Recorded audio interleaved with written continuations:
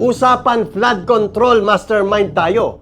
Kung si Martin Romualdez ang mastermind, bakit walang dokumento na nagtuturo sa kanya maliban sa 18 kargador? Ibang klaseng mastermind ito. Walang dokumento na direktang nagtuturo kay Romualdez. Samantalang kay Manuel Bonoan ay hindi lang basta dokumento kung hindi siya mismo ang umamin. Ibang klaseng big fish ito. Umamin lang sa pagnanakaw ay absuelto agad. Sana all big fish. Tandaan natin na 18 kargador ay wala pang pinirmahan affidavit laban kay Romualdez. So technically, walang ebidensya laban sa kanya. Tapos maghahanap kayo ng big fish? Ganyan na ba kayo katatanga?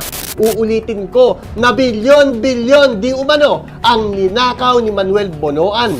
Okay lang mag-imbestiga, pero huwag ninyong gawing witness ang nagnakaw ng bilyon-bilyon sa kaban ng bayan. Huwag ninyong gawin tanga ang taong bayan.